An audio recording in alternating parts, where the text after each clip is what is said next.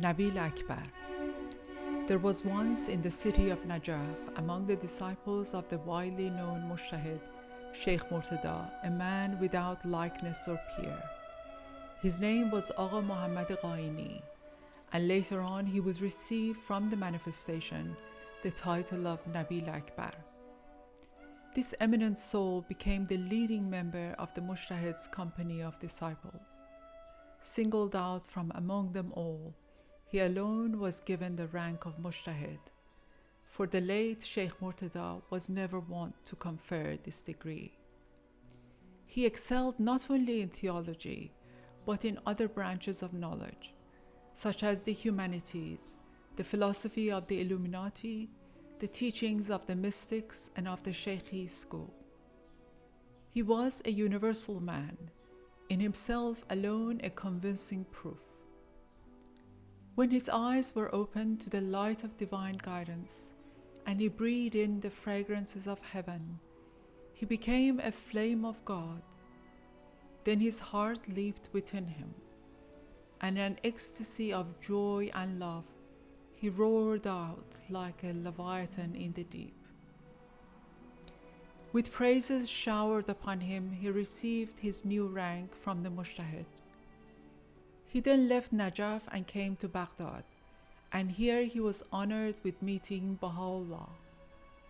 Here he beheld the light that blazed on Sinai in the holy tree. Soon he was in such a state that he could rest neither day nor night. One day, on the floor of the outer apartments reserved for the men, the honored Nabeel was reverently kneeling in the presence of Baha'u'llah.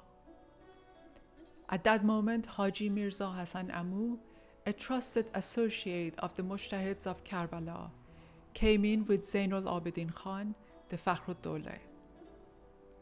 Observing how humbly and deferentially Nabeel was kneeling there, the Haji was astonished. "Sir," he murmured, "what are you doing in this place?" Nabeel answered, "I came here for the same reason you did." The two visitors could not recover from their surprise, for it was widely known that this personage was unique among Mujtahids and was the most favored disciple of the renowned Sheikh Murtada. Later, Nabíl-i-Akbar left for Persia and went on to Khorasan. The Amir of Qain, Mir Alam Khan, showed him every courtesy at first and greatly valued his company. So marked was this that people felt the Amir was captivated by him. And indeed, he was spellbound at the scholar's eloquence, knowledge, and accomplishments. One can judge from this what honors were accorded to Nabeel by the rest, for men follow the fate of their kings. Nabeel spent some time thus esteemed and in high favor, but the love he had for God was past all concealing. It burst from his heart, flamed out, and consumed its coverings. "A thousand ways I tried my love to hide, but how could I, upon that blazing pyre, not catch fire?" He brought light to the Qain area and converted a great number of people. And when he had become known far and wide by this new name, the clergy, envious and malevolent, arose and informed against him, sending their calumnies onto Tehran, so that Nasruddin Shah rose up in wrath. Terrified of the Shah, the Amir attacked Nabeel with all his might. Soon the whole city was in an uproar, and the populace, lashed to fury, turned upon him. That enraptured lover of God never gave way, but withstood them all. At last, however, they drove him out. They drove out that man who saw what they did not, and he went up to Tehran, where he was a fugitive and homeless. Here his enemies struck at him again. He was pursued by the watchmen. Guards looked everywhere for him, asking after him in every street and alley, hunting him down to catch and torture him. Hiding, he would pass by them like the sigh of the oppressed, and rise to the hills, or again, like the tears of the wronged, he would slip down into the valleys. He could no longer wear the turban denoting his rank. He disguised himself, putting on a layman's hat so that they would fail to recognize him and would let him be. In secret, with all his powers, he kept on spreading the faith and setting forth its proofs, and was a guiding lamp to many souls. He was exposed to danger at all times, always vigilant and on his guard. The government never gave up its search for him, nor did the people cease from discussing his case. He left then for Bukhara and Ashgabat, continuously teaching the faith in those regions. Like a candle, he was using up his life, but in spite of his sufferings, he was never dispirited. Rather, his joy and ardor increased with every passing day. He was eloquent of speech.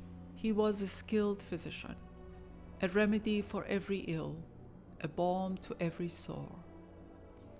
He would guide the Illuminati by their own philosophical principles, and with the mystics he would prove the divine advent in terms of inspiration and the celestial vision. He would convince the Sheikhi leaders by quoting the very words of their late founders, Sheikh Ahmad and Sayyid Kazem, and would convert Islamic theologians with texts from the Quran and traditions from the Imams who guide mankind aright. Thus he was an instant medicine to the ailing and a rich bestowal to the poor. He became penniless in Bukhara and a prey to many troubles, until at the last, far from his homeland, he died, hastening away to the kingdom where no poverty exists. Nabíl-i-Akbar was the author of a masterly essay demonstrating the truth of the cause, but the friends do not have it in hand at the present time. I hope that it will come to light and will serve as an admonition to the learned. It is true that in this swiftly passing world, he was the target of countless woes, and yet all those generations of powerful clerics, those sheikhs like Murtada and Mirza Habibullah and Ayatollah Khorasani and Mullah Asadullah Mazandarani, all of them will disappear without a trace. They will leave no name behind them, no sign, no fruit. No word will be passed down from any of them. No man will tell of them again.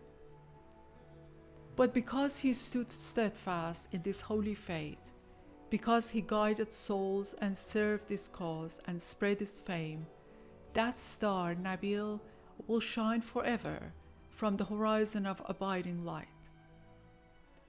It is clear that whatever glory is gained outside the cause of God turns to abasement at the end, and ease and comfort not met with on the path of God are finally but care and sorrow, and all such wealth is penury and nothing more. A sign of guidance he was, an emblem of the fear of God. For this faith he laid down his life, and in dying triumph. He passed by the world and its rewards. He closed his eyes to rank and wealth. He loosed himself from all such chains and fetters, and put every worldly thought aside. Of wide learning, at once a mujtahid, a philosopher, a mystic, and gifted with intuitive sight, he was also an accomplished man of letters, and an orator without a peer.